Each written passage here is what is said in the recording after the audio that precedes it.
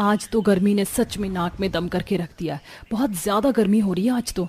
मैंने 2 टोकरी और भर दिए हैं, जल्दी से जाकर इन्हें ट्रक में लोड कर दो, वरना सेठ ने देख लिया ना तो फिर से काम चोरी का ताना देने लगेंगे। सेठ को काम ही क्या है, काम चोरी के ताने देने के अलावा। जब देखो तो बस ताना ही देते रहता है। खुद तो अपने केबिन में एसी की ठंडी हवा में बैठते हैं और हम यहाँ सुबह से शाम तक धूप में जलते हुए काम करते हैं। मुझे तो बहुत भूख लगी है, चलो चलकर खाना खा लेते हैं, वैसे भी खाने का समय तो हो ही गया है। सभी बहुएं हाथ मुंह धोकर बड़े से आम के पेड़ की छांव के नीचे बैठकर खाना खाती हैं और थोड़ी देर आराम करने लगती हैं। वाह भाई वाह, मुझे लगा कि मेरे मजदूर काम कर रहे हैं और तुम हो कि यहाँ आराम से पेड़ की छांव के नीचे लेटी हुई हो। अगर कहो तो कूलर लगवा दूं, गर्मी लग रही होगी ना। लेकिन सेठ जी, अभी तो हमारा खाने का समय खत्म होने में 10 मिनट बाकी है। इस खाने के समय में तो हम कुछ भी कर सकते हैं। कुछ भी कर सकते हैं, इससे क्या मतलब है तुम्हारा? अब क्या तुम सब मेरे सिर पर नाचोगे? चुपचाप से उठो और काम पर लगो, वरना तनख्वाह काट लूंगा। खाना खाते ही काम पर लग जाया करो, समझ गए कि नहीं? इतना कहकर उनका सेठ मनोज वहां से चला जाता है। पांचों बहुएं टोकरी उठाती हैं और फिर से तपती धूप में आम के बगीचे में काम करने लगती हैं। शाम को जब तनख्वाह लेने की बारी आती है तो मनोज उनकी तनख्वाह से आधे पैसे काट कर उन्हें देता है। सेठ जी, आपने आधे पैसे क्यों काट लिए? हम तो पूरा महीना काम पर आए हैं। पूरा महीना काम पर आए हो, लेकिन महीने में काम कितना किया है ये पता है? हर 10 मिनट में तो तुम लोगों को आराम करते हुए देखता हूँ। खाने का समय आधे घंटे का होता है, लेकिन तुम लोग 1 घंटा लेती हो और कभी कभी तो जल्दी ही भाग जाती हो। अभी आप पैसे काटूंगा, नहीं तो काम बढ़ाऊंगा। लेकिन सेठ जी, हमारे जल्दी जाने का कारण हमने आपको बताया था और हम तो खाना खाते ही काम पर लग जाते हैं और समय से ही आते हैं। मुझसे बहस करने की कोई जरूरत नहीं है, वरना जो दे रहा हूँ वो भी काट लूंगा। अब पकड़ो इसे और जाओ, मजदूरों को भी पैसे देने हैं। पांचों बहुएं आधी आधी पेमेंट लेकर घर जाती हैं और देखती हैं कि उनकी पड़ोसन शीला उनके ही घर पर उनका इंतजार कर रही है। अरे शीला, तुम यहाँ, कुछ काम था क्या? तुम लोगों को मेरे पैसे लौटाने हैं या नहीं? कितने दिनों से कह रही हूँ कि मेरे पैसे लौटा दो। शीला, आज ही हमें पैसे मिले हैं, हम इसमें से तुम्हें थोड़ा थोड़ा दे देते हैं। 1 से 2 महीने में तुम्हारे सारे पैसे चुका देंगे। पैसे तो तुमने गड्डियों में लिए थे, अब चुकाओगे मुझे चिल्लड़ में। जिस तरह से मेरे पैसे लिए थे ठीक उसी तरह से मुझे मेरे पूरे पैसे चाहिए। ये थोड़े थोड़े करके पैसे मैं नहीं लेती, सिर्फ 1 महीने का समय दे रही हूँ। अगर मेरे सारे पैसे नहीं दिए ना तो फिर तुम देखना। जानती हो ना, मेरे पति को अच्छे से निकलवाएंगे तुम लोगों से पैसे। शीला की धमकी से परेशान होकर पांचों बहुएं घर में बैठती हैं कि तभी उनके पति भी काम से आ जाते हैं। क्या हुआ, पैसे का कुछ पता चला क्या? कब मिलेगी? 15 दिन हो गए हैं, अब तो मिल जानी चाहिए। मालिक तो बाहर जाकर बैठ गया है और ये मैनेजर है कि मेरे पैसे देने में आनाकानी करता है। कहता है कि जब मालिक आएंगे तभी पैसे मिलेंगे। न जाने मालिक कब आएगा। अगर काम छोड़ दिया तो सारी मेहनत के पैसे ये मैनेजर हड़प लेगा। न काम छोड़ सकते हैं और न तनख्वाह मिल रही है। हम तो बीच में फंस गए हैं। हम भी परेशान हो गए। अभी शीला आई थी अपने पैसे मांगने के लिए, लोगों से उधार ले तो लिया, लेकिन चुकाएंगे कैसे? ऊपर से बच्चों के स्कूल की फीस भी जमा करनी है। हफ्ता भर हो गया बच्चों को स्कूल भेजे हुए। इसी तरह गरीबी में इस परिवार की जिंदगी कट रही थी। पैसों को लेकर पूरा परिवार काफी ज्यादा मोहताज हो चुका था। ये देखो साक्षी, पेड़ से कुछ आम नीचे गिरकर पिचक गए हैं। अब तो इन्हें कोई खरीदेगा भी नहीं, इन्हें हम ले लेते हैं। हाँ, वैसे भी बच्चे कितने दिनों से आम खाने के लिए कह रहे थे। ये तो सेठ जी के किसी भी काम का नहीं है, इन्हें हम ही ले जाते हैं। सेजल साक्षी गिरे हुए आमों को उठाकर अपने झोले में रखने लगती है कि तभी वहां मनोज आता है। तुम लोग इतने गिर जाओगे मैंने सोचा भी नहीं था। जिस थाली में खाती हो उसी में छेद करती हो। शर्म नहीं आई चोरी करते हुए? ये मालिक, आप गलत समझ रहे हैं। हमने चोरी नहीं की, बल्कि ये आम तो गिर गए थे और थोड़े पिचक भी गए हैं। इन्हें कोई खरीदेगा नहीं, इसलिए हम इन्हें ले जा रहे थे। बस बस, बहुत देखे हैं तुम जैसे मैंने चोर। मजदूर कहीं के। चुपचाप से मेरे आम मुझे वापस दो और निकल जाओ यहाँ से। कल से काम पर आने की कोई जरूरत नहीं है। मैं तुम जैसे चोरों को काम पर नहीं रख सकता। बिना कुछ जाने समझे उन पांचों बहू को अपने आम के बगीचे से निकाल देता है। पांचों बहुएं आंखों में आंसू और चेहरे पर निराशा लिए घर लौट रही थी कि तभी रास्ते में काम न चलने के कारण आज ये सभी बहुएं घर जाने के लिए दूसरा रास्ता पकड़ती हैं। तभी वहां से कच्चे पक्के भरे आम बगीचे को देखती हैं, जहां 2 आदमी बात कर रहे थे। देखिए रघु जी, मैं आपको इस पूरे बाग के सिर्फ इतना ही पैसे दे सकता हूँ। वैसे भी ये बाग काफी अंदर की तरफ है, यहाँ से बाहर आम ले जाने में भी काफी समय लगेगा। आप मुझे सोचकर बता दीजिएगा। जी, मैं आपको बताता हूँ। उस डीलर के जाने के बाद रघु काफी ज्यादा परेशान हो जाता है और अपने आम के बाग में बैठ जाता है। उसे इतना परेशान देख पांचों बहुएं उनके पास आती हैं। क्या हुआ भाई साहब आपको? आप कुछ परेशान लग रहे हैं। मुझे अपना ये आम का बगीचा बेचना है। कोई भी नहीं है जो मेरी मदद करे। सालों से खुद ही इनकी रखवाली करता हूँ और इन्हें बेचने के लिए जाता हूँ। मेरा परिवार भी यहाँ से काफी दूर रहता है और रोज का आना जाना मैं नहीं कर सकता, इसलिए सोचा इसे बेच दूं, लेकिन इसकी सही कीमत भी नहीं मिल रही है। इतना बड़ा आम का बाग है और आप इसे बेचना चाहते हैं? अगर आप कहें तो हम इसकी रखवाली कर सकते हैं और हम इसे बाहर जाकर बेच भी आएंगे। आप लोग सच कह रही हैं। आप ये काम कर सकती हैं? यहाँ से मार्केट काफी दूर है, 1 से 2 घंटे लगेंगे आपको जाने में। हमें कोई दिक्कत नहीं है, हमें काम की जरूरत है तो हमें कोई परेशानी नहीं होगी। अगर आप कहें तो हम कल से ही काम पर आ जाएंगे। पांचों बहू अगले दिन से रघु के आम के बाग में जाती हैं और वहां जाकर अच्छे से रघु के आम के बाग को संभालती हैं। सारे आम का ध्यान रखना, उन्हें तोड़कर टोकरियों में भरकर आसपास के बाजार में बेच कर आना, इस काम को करते हुए पांचों बहुओं को मुश्किल से 4 दिन हुए थे कि दूसरी तरफ किराए न देने की वजह से उन सबको घर से निकाल दिया जाता है। दोपहर का समय था तो सभी लोग इन आम के बगीचे में आकर ही पेड़ की छांव में बैठ जाते हैं कि तभी वहां रघु आता है और उसे सारी बात पता चलती है। तुम लोगों के साथ तो बहुत बुरा हुआ। एक काम करो, इस आम के बगीचे में थोड़ा अंदर जाकर एक झोपड़ी बनी हुई है, अगर तुम लोग चाहो तो वहां रह सकते हो। पांचों बहुएं ज्यादा देरी नहीं करती और अपने पति और बच्चों को लेकर उस झोपड़ी में चली जाती हैं। उन्हें सिर छुपाने के लिए जगह तो मिल गई थी, लेकिन गर्मी का मौसम था और ऊपर से झोपड़ी में रहने की वजह से सभी गर्मी से काफी ज्यादा परेशान हो रहे थे। देखो ना कितनी ज्यादा गर्मी हो रही है, इससे अच्छा तो हमारा पुराना वाला घर था। माँ, कम से कम इतनी गर्मी तो नहीं थी। कुछ ना कुछ तो जुगाड़ करना पड़ेगा, वरना गर्मी में तो हालत खराब हो जाएगी। एक काम करते, बाहर से आम के पत्ते तोड़ कर ले आते हैं, उसमें काफी ठंड होती है। आप लोग उसे छत पर अच्छे से बिछा दीजिए और हम लोग घर की जमीन पर बिछा देंगे। पांचों बहुएं बाहर से ढेर सारे आम के पत्ते लेकर आती हैं, जिन्हें उन सब के पति गीला करके झोपड़ी की छत पर बिछा देते हैं। तो वहीं बहुएं उन्हें घर के जमीन पर बिछाकर उस पर पानी के छींटे डाल देती हैं, जिससे अब जमीन भी ठंडी रहने लगी थी। तो वहीं उमा कुछ कच्चे आम की डालियों को अपनी झोपड़ी के बाहर टांग देती है। तुम लोगों ने तो आम से भी सजावट कर दी। घर को देखकर थोड़ी हंसी तो आ रही है, लेकिन अच्छा भी लग रहा है।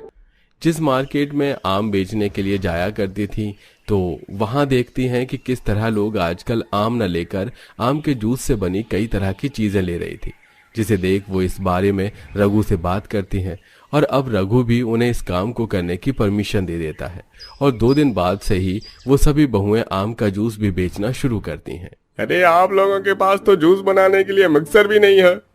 आप लोग देखते जाइए कि हम लोग किस तरह से आम का जूस बनाते हैं। बाहर आपको 50 रुपए से कम का ग्लास नहीं मिलेगा, लेकिन हम आपको सिर्फ 30 रुपए में अच्छा जूस बनाकर पिला रहे हैं।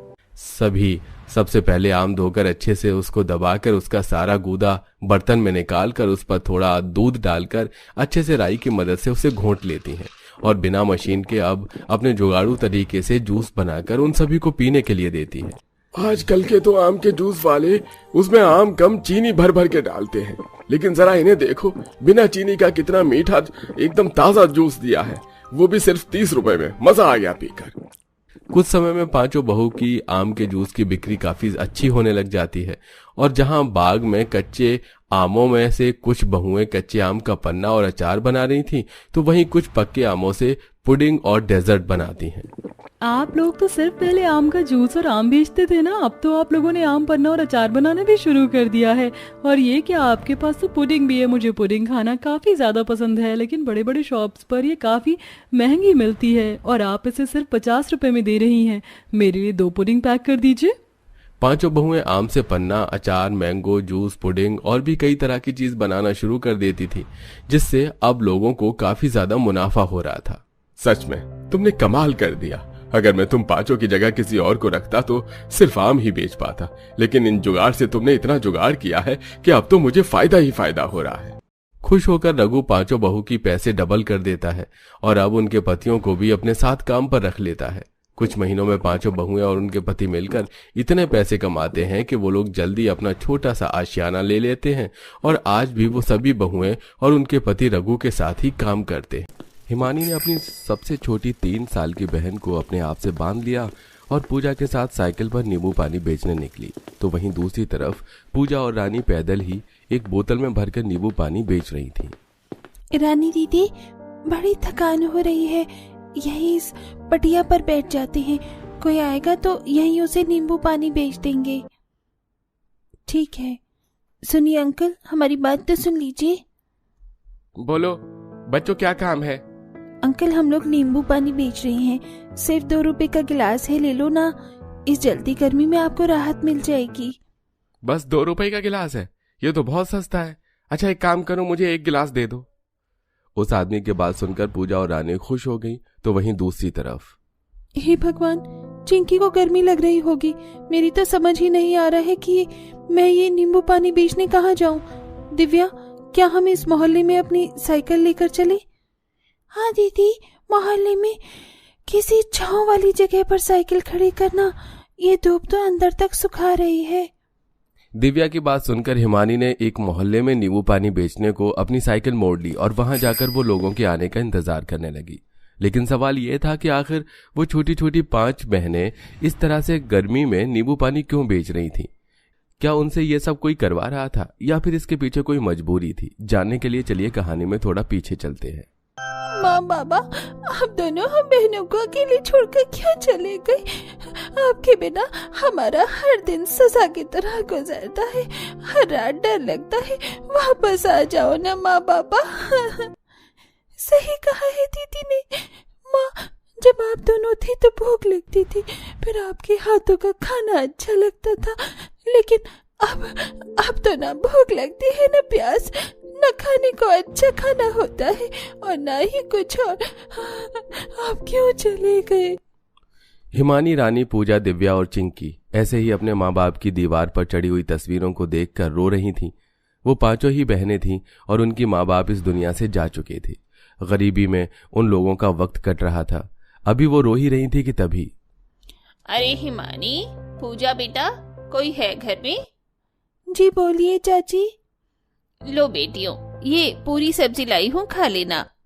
शुक्रिया चाची। वैसे चाची एक बात कहूँ, यहाँ बस एक आप ही हो जो हमारी परवाह करती हैं।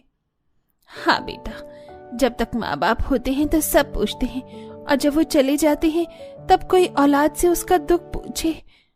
अच्छा चलो, अब तुम ज्यादा इस तरह की बातें मत सोचो। ये जो मैं पूरियां लाई हूँ ये ठंडी होकर अच्छी नहीं लगेंगी, इन्हें खा लो, मैं चलती हूँ। पड़ोसन ऐसे बोलकर 5 अनाथ बहनों को खाना देकर चली गई। 5 भूखी बहनों ने उस खाने को बीच में रखकर खाना शुरू कर दिया। अभी वो खाना खा ही रही थी कि तभी रानी बोली, दीदी, अभी तो हमारे पास खाना है, लेकिन अगर चाची ने खाना देना बंद कर दिया तो हम क्या खाएंगे? जब भी ये ख्याल मेरे भी दिल में आता है तो मैं बड़ी बेचैन हो जाती हूँ। बहनों, मुझे नहीं लगता कि इस तरह शोक मनाने से कुछ होगा। अब जो होना था वो हो गया। अब हमें अपनी जिंदगी चलाने के लिए रास्ता बनाना होगा, हमें काम करना होगा। लेकिन दीदी, हम क्या ही काम करेंगे? हम तो कभी स्कूल भी नहीं गए और हमारी अभी उम्र भी ज्यादा नहीं है, जिसकी वजह से हमें ज्यादा काम भी करना नहीं आता है। वही तो मैं भी यही सोच रही हूँ कि हम आखिर क्या काम करेंगे। हम किसी के घर झाड़ू पोछा लगाने का काम कर लें क्या? हमारी उम्र को देखते हुए हमें कौन ही काम पे रखेगा? और दूसरा दीदी, हमें तो घर के सारे काम भी करने नहीं आते हैं। ना हम खाना ठीक से बना पाएंगे, ना कपड़े और बर्तन साफ कर भी नहीं पाएंगे। 5 बहनें ऐसे ही परेशान होने लगीं कि तभी दिव्या बोली, दीदी, क्यों ना हम बाबा की साइकिल पर बाबा की तरह ही कोई काम कर ले, जैसे बाबा दूध बेचते थे और वो नींबू का खट्टा मीठा पानी भी बनाते थे। दिव्या की बात से सभी बहनों को आइडिया मिल गया और रानी बोली, अरे हाँ, दिव्या ने सही कहा दीदी, हम लोग चाहें तो बाबा की साइकिल का इस्तेमाल करके नींबू पानी बेच सकते हैं। हम सस्ता नींबू पानी बेचेंगे जिससे कि लोग हमसे उसे खरीद भी लेंगे। ज्यादा नहीं, बस हमारे खाने का तो खर्चा निकल ही जाया करेगा। रानी और दिव्या की बात हिमानी को भी सही लग गई। उन 5 बहनों को कोई दूसरा रास्ता नजर भी नहीं आ रहा था, जिसकी वजह से उन्होंने अपने बाप की साइकिल पर नींबू पानी बेचने का ही मन बना लिया। हिमानी को अपने घर की अलमारी में जो भी थोड़े से पैसे मिले वो उन सभी से नींबू पानी बनाने का सामान ले आई और उसने नींबू पानी बना दिया। दीदी, नींबू पानी तो बन गया, लेकिन इसको ठंडा कैसे करेंगे? बाबा ठंडा ठंडा नींबू पानी बेचते थे। पता नहीं, ये तो मैंने सोचा ही नहीं। मैं पड़ोस वाली चाची से बर्फ ले आऊं, उससे हम आज का नींबू पानी ठंडा कर लेंगे। पूजा को हिमानी ने पड़ोस से बर्फ लाने की इजाजत दे दी। बस फिर क्या था, पड़ोसन के यहाँ से पूजा बर्फ मांग लाई, जिससे कि उनका नींबू पानी ठंडा हो गया और उसके बाद 5 बहनें उसे बेचने निकल गईं। हिमानी ने अपनी सबसे छोटी 3 साल की बहन को अपने आप से बांध लिया और वो पूजा के साथ साइकिल पर नींबू पानी बेचने निकली। तो वहीं दूसरी तरफ पूजा और रानी पैदल ही एक बोतल में भरकर नींबू पानी बेच रही थी। रानी दीदी, बड़ी थकान हो रही है, यहीं इस पटिया पर बैठ जाते हैं, कोई आएगा तो यहीं उसे नींबू पानी बेच देंगे। ठीक है, सुनिए अंकल, हमारी बात तो सुन लीजिए। बोलो बच्चों, क्या काम है? अंकल, हम लोग नींबू पानी बेच रहे हैं, सिर्फ 2 रुपए का गिलास है, ले लो ना, इस चलती गर्मी में आपको राहत मिल जाएगी। बस 2 रुपए का गिलास है? ये तो बहुत सस्ता है। अच्छा एक काम करो, मुझे 1 गिलास दे दो। उस आदमी की बात सुनकर पूजा और रानी खुश हो गईं। तो वहीं दूसरी तरफ, हे भगवान, चिंकी को गर्मी लग रही होगी, मेरी तो समझ ही नहीं आ रहा कि मैं ये नींबू पानी बेचने कहाँ जाऊं। दिव्या, क्या हम इस मोहल्ले में अपनी साइकिल लेकर चले? हाँ दीदी, मोहल्ले में किसी छांव वाली जगह पर साइकिल खड़ी करना, ये धूप तो अंदर तक सुखा रही है। दिव्या की बात सुनकर हिमानी ने एक मोहल्ले में नींबू पानी बेचने को अपनी साइकिल मोड़ ली और वहां जाकर वो लोगों के आने का इंतजार करने लगी। कुछ ही देर में कुछ बच्चे उन दोनों बहनों के पास आए और आकर उनसे नींबू पानी मांगने लगे। दीदी दीदी, 1 गिलास नींबू पानी दे दो। देती हूँ, 2 गिलास नींबू पानी हुआ 4 रुपए का। हिमानी खुशी खुशी बच्चों को नींबू पानी बनाकर दे ही रही थी कि तभी उसके पास एक आदमी आया और उसे धमकाते हुए बोला, ए बच्ची, यहाँ ऐसे अपनी साइकिल खड़ी करने की इजाजत किसने दी तुझे? चलो जा यहाँ से हमारे मोहल्ले से, और आइंदा ना आना। उस आदमी की बात सुनकर बेचारी हिमानी मजबूर होकर वहां से अपनी साइकिल को ले आई। वहीं दूसरी तरफ पूजा और रानी को भी वहां रहने वाले लोगों ने भगा दिया। आप लोग हमें काम क्यों नहीं करने दे रहे हैं? कोई बात नहीं है, इस तरह अपना दिल छोटा मत कर बहन। 5 ही बहनों ने हार नहीं मानी और उन्होंने दूसरी जगह जाकर अपना नींबू पानी लगाया। ऐसे ही कुछ दिन सिलसिला जारी रहा। 5 बहनों को लोग भड़काते थे, धमकाते भी थे, लेकिन वो 5 ही हिम्मत से आगे बढ़ रही थी। सुनो लड़कियों, ऐसे बेचने के काम नहीं करती हैं, समझ आया? तुम बहनें भी ये नींबू पानी लगाना छोड़ दो। आप हमें देखना छोड़ दीजिए अंकल, क्योंकि हम ये काम छोड़ने वाले नहीं हैं। और क्या भूख भी लड़कियां देखकर ही लगती है? क्या भूख तो सबको ही लगती है, और भूख को मिटाने के लिए हमें कमाना पड़ेगा और हम कमाएंगे। 5 बहनें इसी तरह आगे बढ़ रही थी। ऐसे ही वो नींबू पानी बेचती थी और अब वो साइकिल से रेडी पर नींबू पानी लगाने लगी थी। ऐसे ही सिलसिला जारी था। एक दिन एक कंटेंट क्रिएटर ने उन 5 बहनों को नींबू पानी बेचते हुए देख लिया। तुम 5 इतनी छोटी सी उम्र में ये काम कर रही हो? क्या मैं तुम्हारी मदद कर सकता हूँ? मेरी मिलियंस में सब्सक्राइबर्स हैं। अगर मैंने तुम्हारा वीडियो डाला तो लोग तुम्हें जान पाएंगे और इससे तुम्हारी हेल्प होगी। उस लड़के की बात सुनकर हिमानी ने उसे अपना वीडियो बनाने की इजाजत दे दी। उस लड़के ने वीडियो बनाकर उसे वायरल कर दिया। उनकी वीडियो वायरल होने की वजह से लोग उन बहनों को जानने लगे और उनकी नींबू पानी की रेडी के ग्राहक बढ़ गए। सुनो, मुझे 1 गिलास थोड़ा शिकंजी दो, वो भी बड़ा वाला। पता है, ये वही बहनें हैं जिनका वीडियो फेमस यूट्यूबर ने डाला था। ये बहुत अच्छा सोडा, शिकंजी और नींबू पानी बनाती हैं। पता है, मैं तो देहरादून से यहाँ तुम्हारा नींबू पानी पीने आया हूँ। ऐसे ही अब उन 5 बहनों के पास लोग दूर दूर से उनका नींबू पानी पीने आते थे। 5 अनाथ और छोटी छोटी बहनों ने आज वो कर दिखाया था जो बड़े लोग नहीं कर पाते। आज अब वो अपने पैरों पर खड़ी हो चुकी थी और अब उनकी जिंदगी में भी सब कुछ ठीक हो गया था और उन्हें अब दर दर भटकना भी नहीं पड़ता था, क्योंकि उनका अब एक खुद का अच्छा सा घर था और उसे घर में वो खुशी खुशी रहने लग गई थी।